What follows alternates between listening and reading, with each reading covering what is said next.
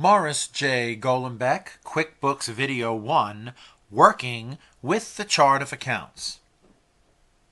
As we all know, the Chart of Accounts was referred to as the General Ledger. It's a record of each transaction, each financial transaction, separated into categories of records, where the complete set is the General Ledger. In this video, we will learn how to open the Chart of Accounts, and we will learn how to add and edit accounts in the Chart of Accounts. Before we go to QuickBooks, please be aware that when we add an account to the Chart of Accounts, we put in the name and we also choose what type or what kind of account it should be. Now, you could always ask the company accountant what type or what kind the account should be, but in most cases, the account type should be common sense. Let's take a look. From the main menu, click List, Chart of Accounts. There are many lists in QuickBooks, but the most important one is the Chart of Accounts.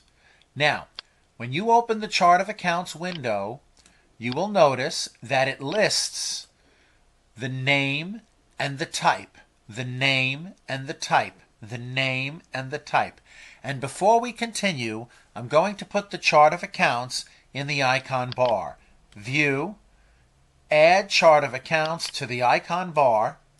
I agree that I want the label to be this abbreviation, and when I click OK, the Chart of Accounts has now been added to the icon bar.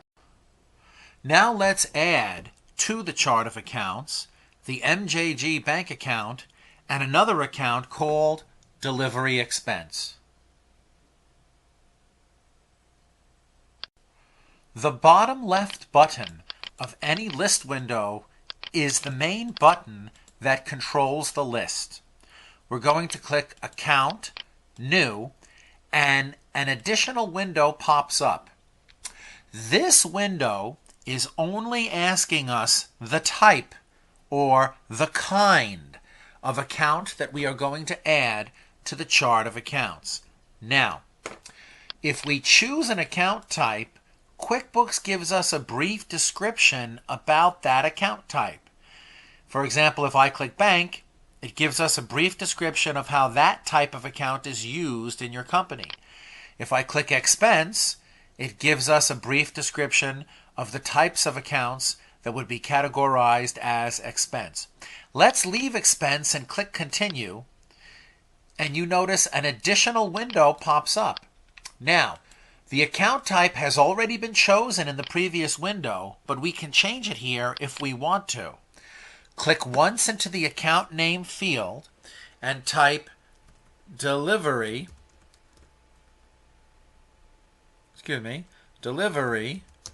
Expense. And now when I click Save and Close, you will notice in the Chart of Accounts, we have an additional account named Delivery Expense, and the type is Expense.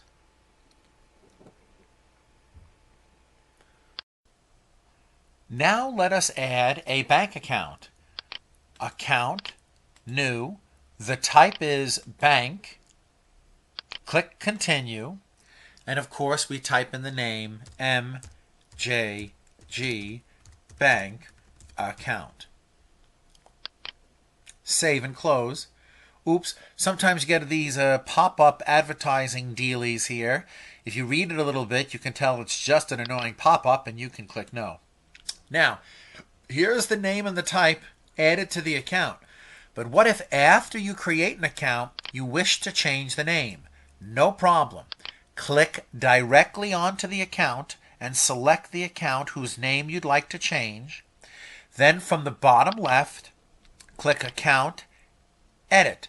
And instead of MJG Bank Account, let's call it MJG Chase Bank. Okay? And click Save and Close, and you have the change.